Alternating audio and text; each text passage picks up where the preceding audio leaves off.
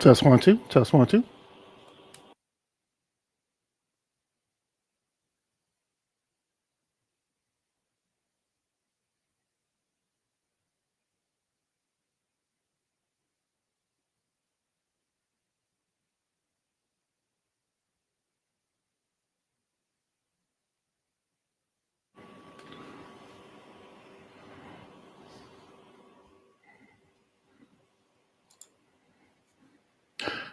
Hello and good morning, wherever you may be in the world tonight. This is Mike B, back at it with another live stream. It's been a while, and I am not looking so hot right now. I'm a little grungy, but I did work today, had a very long day, and I'm glad to be back. I really love live streaming. I just wish I had the opportunity to do it more. Last live stream I did was about maybe 2.5 weeks ago, maybe 3 weeks ago. My aunt passed away, and I did a live stream, a little dedication show for her, just to show little respect. And for some reason, X was having some issues that day, and it recorded on X, but it did not go live. But it is over on Swancentric Media YouTube page. Check it out if you have time. And I might upload it to X. We'll see. But there's been so much going on. There's just been a tremendous amount of news going on, especially with this situation that's happening in the Middle East. And it's a personal situation for me as well. I have loved ones in the Middle East, so it hasn't been easy for me. It's been really hard, and I haven't gotten much sleep, but I'm hanging in there, doing good. And with that being said, what you see here on your screen is the Homefront app, and this app goes off whenever there's a situation happening in Israel, and it goes off every night. It's been going off every night for me, and and through the day. We had a few situations earlier today. Nothing thus far. I don't see anything popping up right now, so that's a good thing. So, but if anything happens during this live stream, you will see it live and direct on the app. So I just wanted to just kind of show you that. It's called the Homefront app.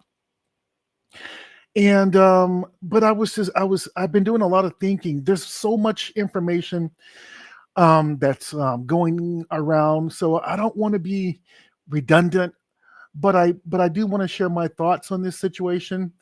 And I may do a deeper dive show in the near future, because I think there's so much more involved in this with this situation, from a not only a geopolitical perspective, but from a religious perspective, from a science perspective, from a historic perspective.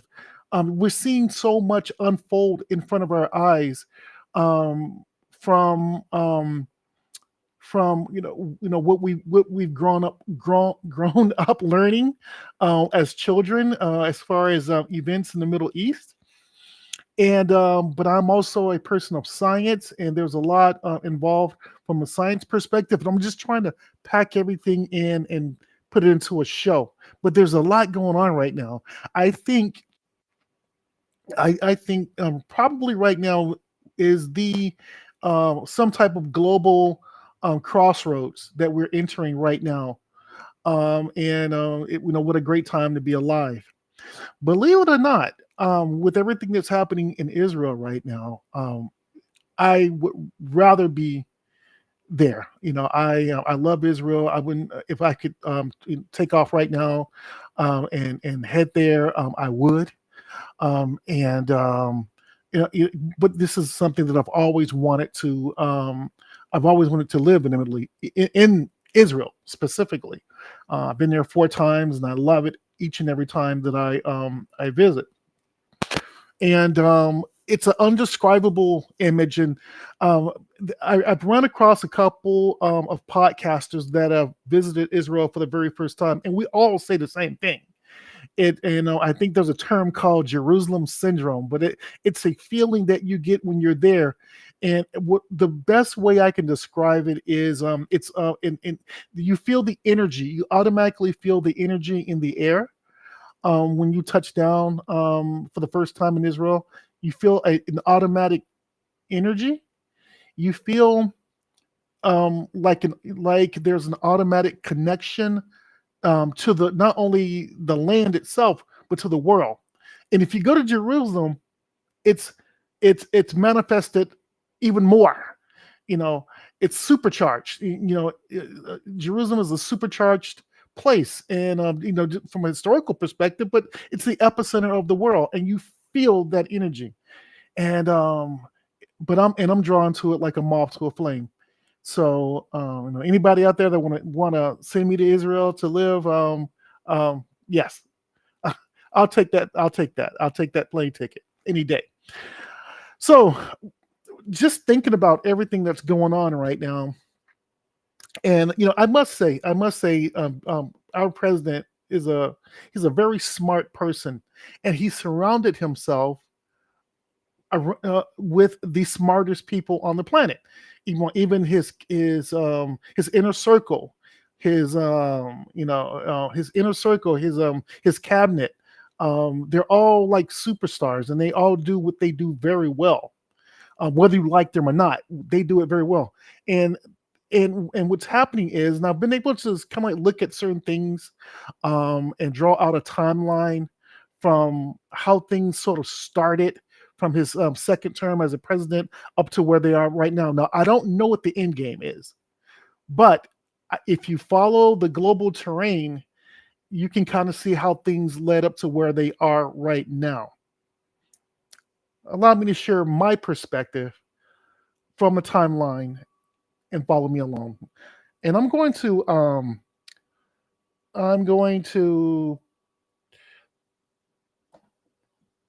see if I can make this so it's not so long and drawn out. I hope you can see that.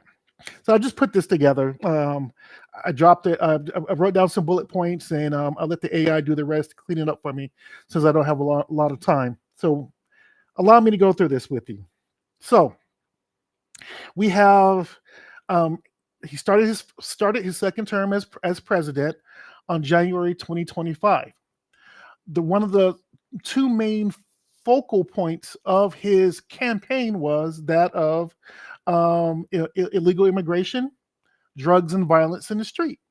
You know, there was a very interesting comment that he made about a month ago about Washington D.C. He was saying crime was so bad in Washington D.C. that if you walk down the street, you had a 50% chance of getting slugged. So his first priority was to clean up Washington D.C. And then, of course, there was this big immigration push. That's one of the reasons why he got elected. Let us not forget, he said they're eating the dogs, they're eating your pets. So very famous phrase that he made during the campaign. So he kept true to that promise. 2020, but I think there's a back end story to all that as well.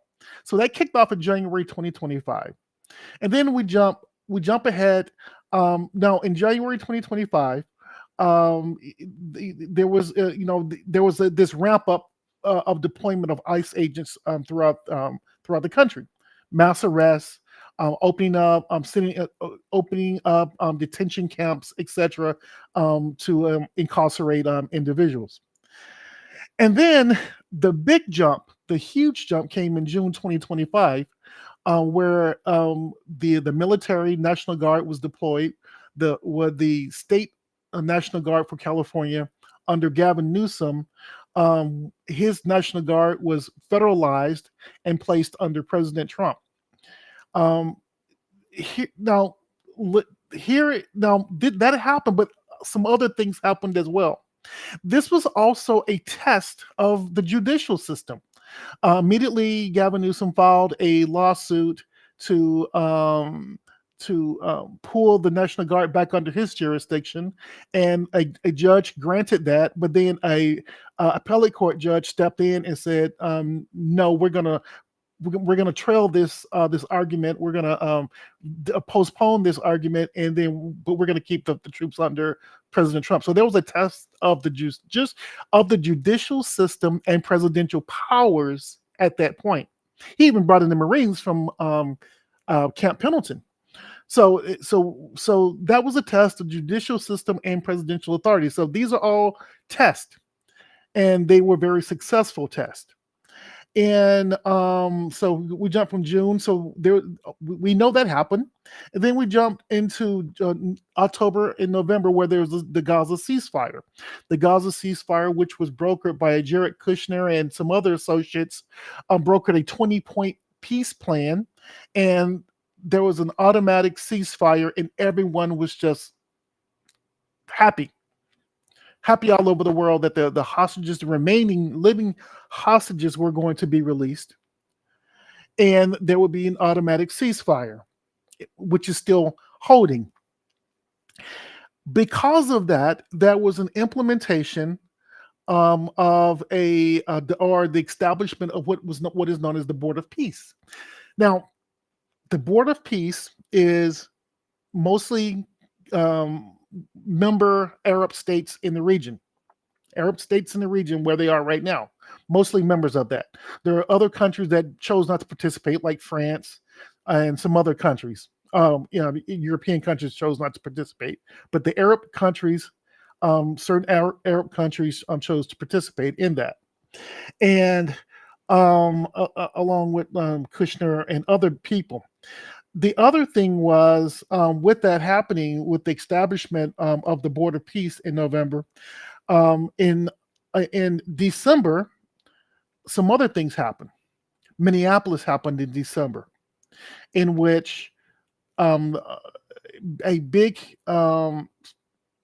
contingency of ICE agents descended on Minneapolis, which was mainly based on an article, not even an article, but a documentary that was done by Nick Shirley, a YouTube influencer, which caused a nationwide uproar with abuse of our social services systems. And it triggered a big uproar in Minneapolis, which was huge uproar in December. A couple of people got killed, etc. But that was also another test of presidential powers in that region. So he's testing the limits of his presidential powers domestically by using federal agents and National Guard troops, etc. During this same time, towards the end of December, he expanded his role, going back to the enforcement of drugs that were coming in. I actually did a show that talked about xylazine and how xylazine and fentanyl was destroying our neighborhoods. Los Angeles, every major city, and even smaller cities were being decimated by drugs. Now, this is how things are coming together now, okay? So you have presidential powers being tested in the judicial system. But now you have a national emergency, a crisis. Anytime you bring drugs in and you're destroying a population, which is what fentanyl is doing, destroying entire populations in major cities, now you can exercise certain other powers, and now you can say that the drug traffickers are now terrorists. Now you can use your presidential powers even further to combat terrorists domestically within the country and internationally. They're terrorists. So the president has powers in doing that. And believe me, this is all planned out. It's a methodology that's actually pretty smart. So now he's able to use his presidential authority to go into international waters, the waters around Venezuela, and use the military to destroy fast-moving speedboats that are delivering narcotics to our shores. And that happened, and it was very successful as well. But now, the big situation happened in January, where we used our military to apprehend the president of Venezuela. Now, Venezuela is a key part of the point I'm going to make regarding not knowing what the end game is, but putting the pieces of the puzzle together to where we are right now in Iran. Now, keep in mind that there are drugs coming to our shores. There are cartels that are being reclassified as terrorists. The president has the authority to do whatever, exercise whatever means necessary to suppress that. Meaning, now I need to go and use the military to arrest, not assassinate, but arrest the president of Venezuela as a civilian law enforcement matter, which is totally legal to use the military to back the DEA. He was apprehended actually by the DEA and FBI, assisted by the U.S. military to apprehend Maduro.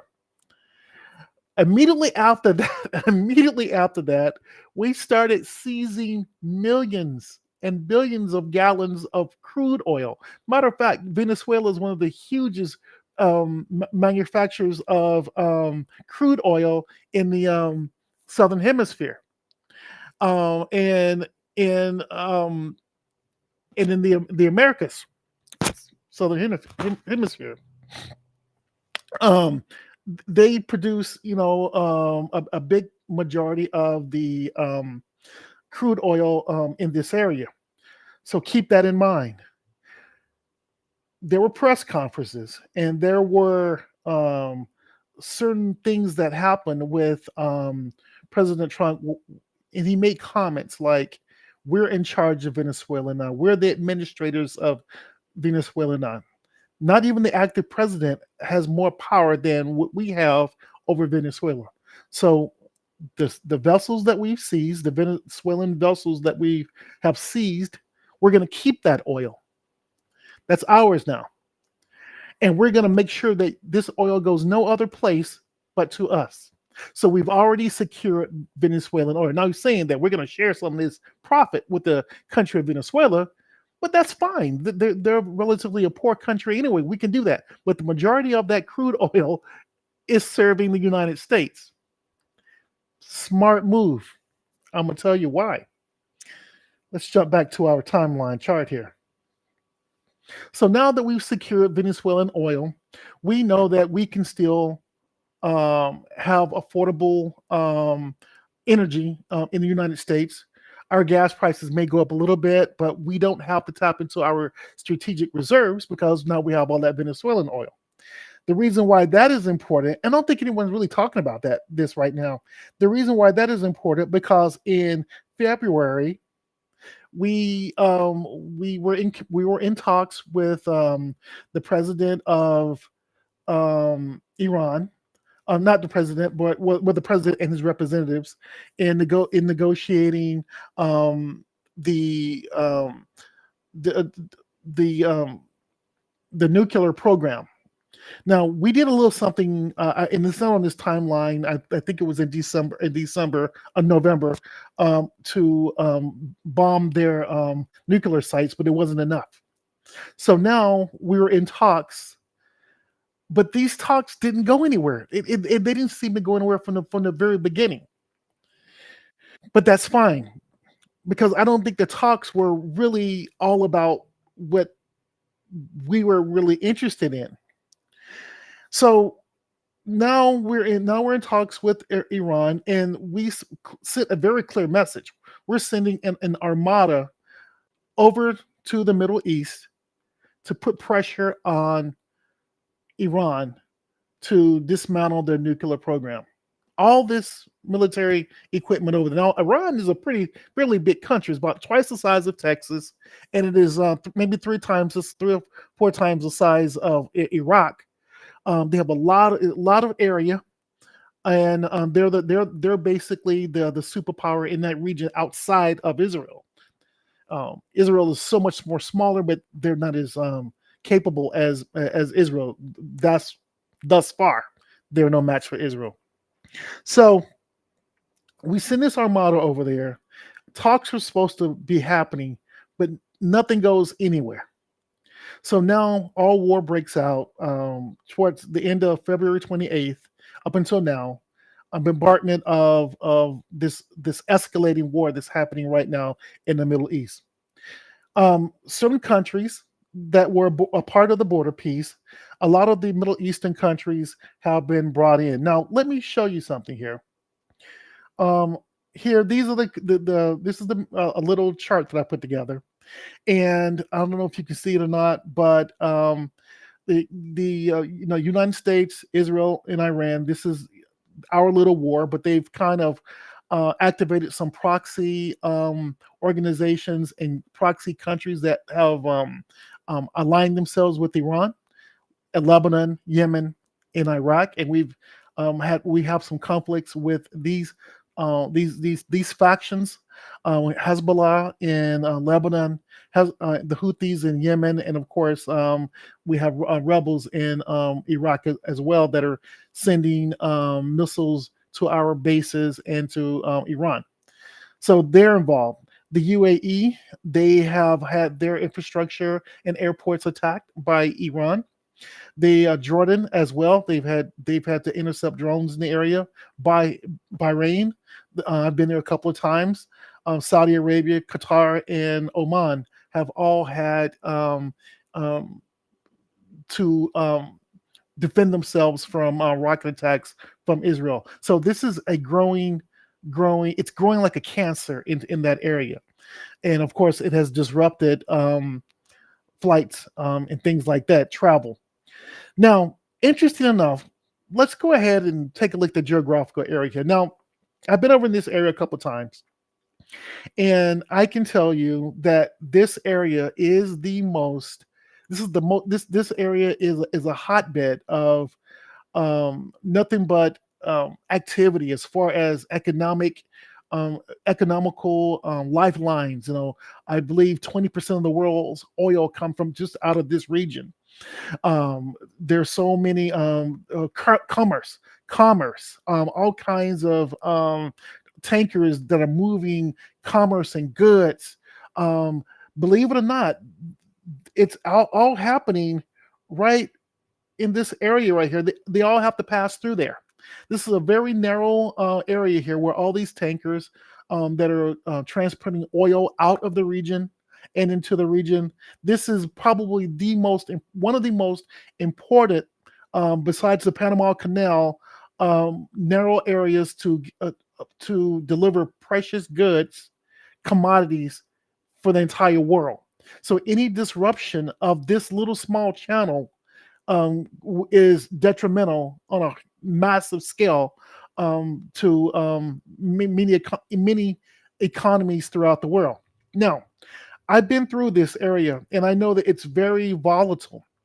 Up to the north, where you see Iran, typically along that area is the most secure area in the world. They have missile batteries that are targeting vessels that are coming through here. When I went through there with the U.S. Navy in the late 80s and early 90s, they had Scud missiles and Stinger missiles. And anytime we would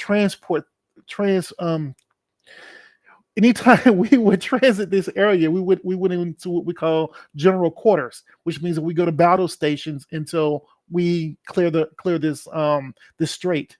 So it's a very volatile, very dangerous area, and tankers are especially vulnerable. They were during the Gulf War. This area was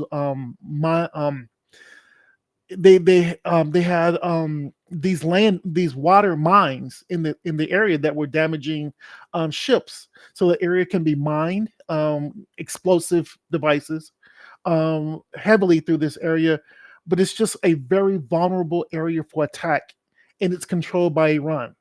They said that they've closed the straits, and so they've closed the straits.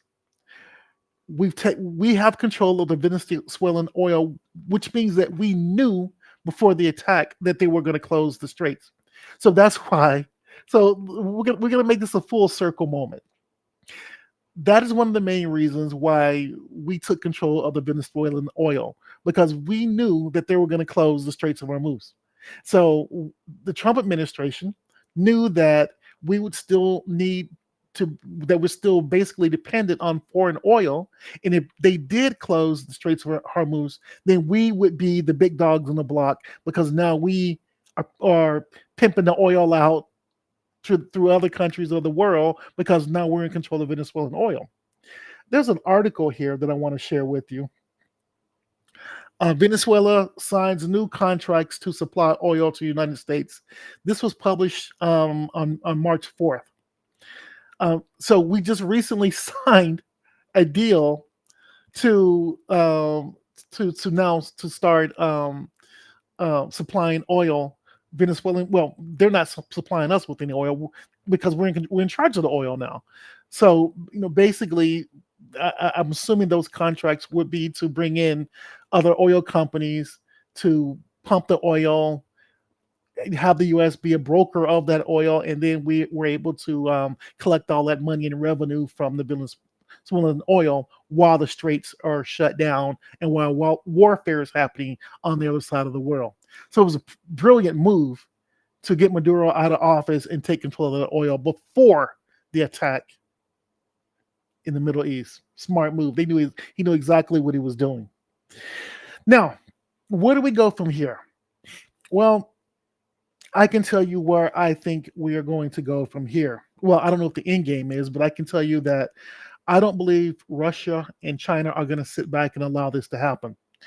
It's not mentioned in the timeline that I established, but in December, there were several articles that it may have been January, that talked about Iran and China and Russia having war game exercises in the Straits of Hormuz.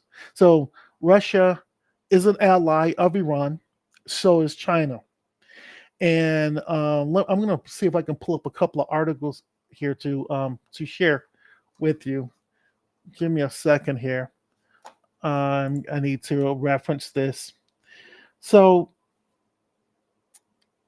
let's see if I can pull this article up right here. There we go.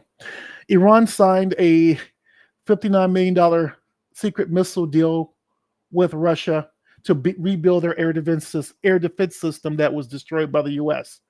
During that first bombing campaign. So they have already exchanged money and made deals to rebuild their system, which says that they are in total agreement that you should defend yourself, and we're going to give you the technology to do it. So they're already in agreement with that. Let's take a look at this article. These are recent articles, by the way. Russia, Iran deepen nuclear military ties as U.S. pressure mounts amid ongoing nuclear talks. This article is as of February 19th, just a few weeks ago. So they're in deep talks. Here's China. China signs a 25-year cooperation pact with Iran. So they're not going to necessarily. This is the president of Iran meeting with President Putin. Just, I believe this was actually. I'm sorry, I'm making a mess here. I think that was the 20th. So not too long ago, they met and signed agreements.